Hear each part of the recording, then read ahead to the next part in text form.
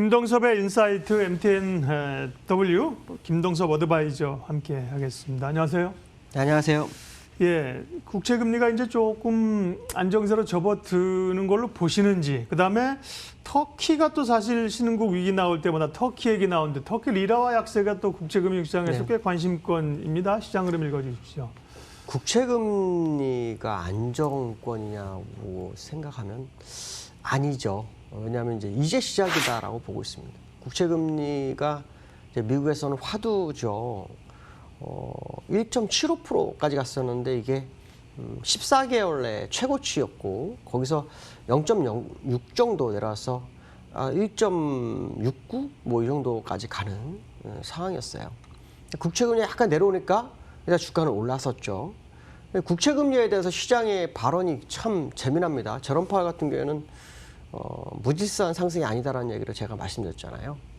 근데 이제 블랙록의 투자, 그러니까 블랙록 투자의 그 글로벌 최고 책임자인가요? 그 웨일이라는 사람은 합리적 상승이다, 뭐 이런 얘기를 합니다. 근데 저는 왜 이렇게 얘기하는지를 잘 이해할 수가 없습니다. 문제는 이제 국채를 이제 발행하기 시작했다는 거예요.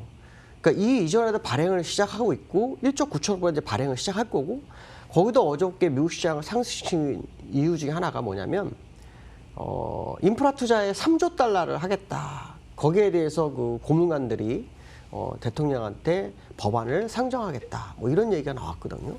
그러면 지금 이것도 역시 국채 발행인데 국채 발행이 계속 발행되면 될수록 금리는 요동을 칠 수밖에 없거든요. 지금 이제 1.75인데도 작년 뭐 14개월 최고値 갖고 시장이 막 부담스러운데 조금 내려오니까 주가가 올라요. 이걸 보면서 이것도 금리가 시장에서 무감각해지나라는 생각도 해보게 되는 모습이었어요. 그러나 분명한 것은 국채 금리는 이제 출발일 확률이 굉장히 높다. 그래서 예전에 한번 어떤 사람이 뭐 4%까지 괜찮을 거야 이런 말에서 제가 그냥 웃고 넘겼었던 상황이었는데 지금 상황으로는 뭐 4%갈 수도 있겠다. 뭐 그런 생각도 듭니다. 그러면 문제가 되죠. 자, 어쨌든 국채 금리가 올라가게 되면 자금 조달에도 기업들의 자금 조달이 굉장히 어렵게 되는 건 사실입니다. 그래서 국채 금리가 안정화되느냐라는 거에 대해서는 너무 이른 판단이다라고 말씀드리고 싶고 좀 더 시간을 두고 바라봐야 되지 않을까.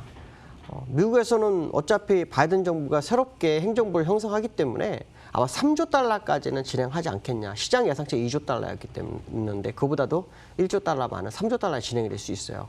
그러면은 금리는 이제 사실 출발선에 들어갔다라는 해석이 더 빠르지 않을까, 더 맞지 않을까 이렇게 판단을 쓰고 있습니다. 자, 기술적 분석상으로 보시면 다우는 똑같아요. 똑같은데 차이점이 있다면 저 위 추세선의 꼭지 윗꼬리가 좀 생긴 상황이고요.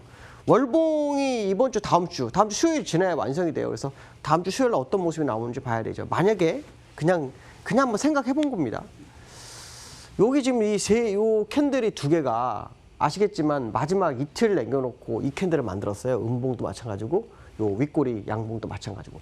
혹시 이번에도 또 마지막에 대해서 거기까지 또 윗꼬리가 생겨가지고 이 추세선 안쪽으로 캔들이 들어온다면 이거 한번 의심해 봐야 되겠죠. 굉장히 의심해야 되니까 무슨 말이냐면 상방 세력과 하방 세력이 싸우는 과정 속에서 일단 상방 세력이 우세하게 지금 갔지만 마지막에 하방 세력이 밀어냈다. 이렇게 해석이 되는 거기 때문에 향후 시장에 대해서 굉장히 뭐 긍정보다는 부정 쪽으로 흘러갈 수 있는 소지가 크죠. 그러니까 이번 달에는 특히 5월선 지지력 테스트하고 올라왔단 말이에요.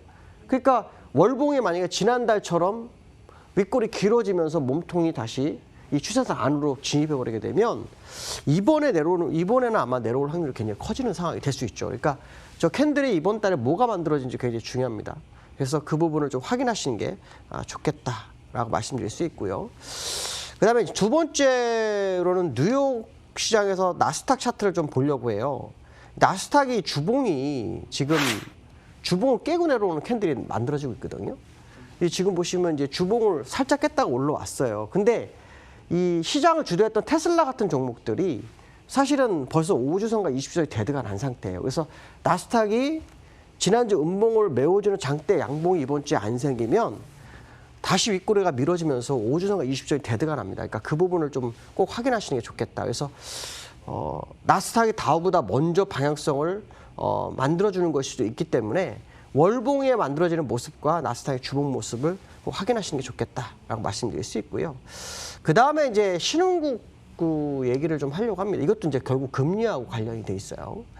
지금 미국은 아시겠지만 금리를 2023년도까지 안 올리겠다. 뭐 2023년도에 2번 정도 뭐 이렇게 얘기하고 있는데 지금 시장에서는 안 믿어요. 2023년도 전에 금리 인상할 거다라고 믿고 있거든요. 근데 먼저 신흥국에서 금리를 올리기 시작했어요. 제일 먼저 올린 나라가 17일 날 브라질이었고요. 그 다음에 터키, 그 다음에 러시아 이렇게 벌써 3개국이 금리를 올렸죠. 물론 터키 같은 경우는 뭐 일어나 난리가 났죠. 금리가 그냥 19.2%입니다. 어쨌든 이 신흥국들이 금리를 올리고 있죠. 거기다가 지금 연말 전에 인도네시아 여기도 올릴 거라고 얘기가 나오고 있어요. 그럼 이제 중요한 것은 뭐냐, 왜 올리냐죠. 그 미국에서는 자네들은 무슨 말이냐면 1조 9천억 불을 해도 인플레이션 없다. 완전공을 갈 거다 그랬는데 신흥국에서는 인플레이션이 시작이 돼버린 거예요. 물가 상승이 높아지고 있죠. 물가가 높아지면서 자본 가치, 자산의 가치가 떨어지니까 어떤 일이 벌어지고 있냐면은 돈의 가치가 떨어지니까 이 외국 자본이 시장에서 유출 우려를 커지죠. 그러니까 당연히 금리를 올려서 외국 자본이 못 나가게 붙들어 놓으려고 하는 시장의 모습이거든요. 근데 현재 이 상태라 그러면 이제 우리는 이런 생각을 해봐야 돼요. 우리나라는 신흥국이라고 어렵죠. 하기는 어렵죠. 선진국이라고 하기도 쉽지 않습니다. 왜냐하면 우리나라가 FTSE에 포함이 안 돼요. 지금 MSCI 뭐 신흥국 지수 막 왔다 갔다 중간에서 글로 갈까 말까 이런 상황이거든요. 그러면 신흥국들이 금리를 올리면 그 다음 타자는 우리나라가 되는 거예요. 거기다가 일본도 ETF를 줄이죠. 어제 같은 경우에는 중국에서 금리는 동결했지만 사실은 월초부터 긴축 가능성이 제기되는 게 현재 시장의 모습이거든요. 이런 모습을 보면 이제 우리나라 시장에도 그 영향이 올 수 있지 않냐. 그것과 지금 우리나라의 환율에 문제가 있는 것 같다는 거죠. 무슨 말이냐면 우리나라도 자본이 좀 나가려는 모습을 보이는지 환율이, 그러니까 여기 환율에서는 내려왔는데 본 환율에서는 슬슬 올라오는 그런 상황이 연출되고 있다는 거죠.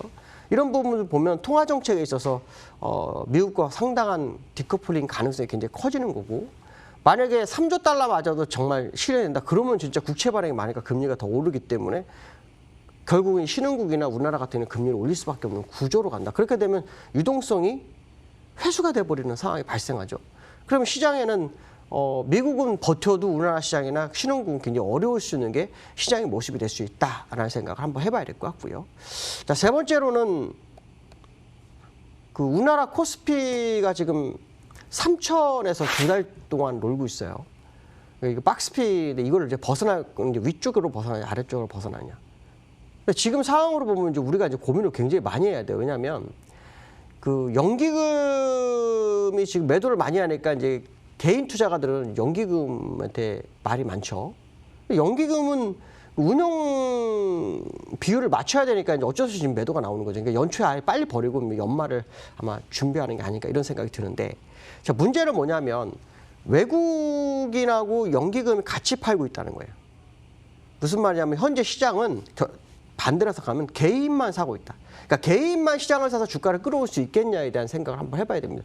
작년에 주가 올렸는데 아닙니다. 그때는 외인들이 선물을 도와줬어요.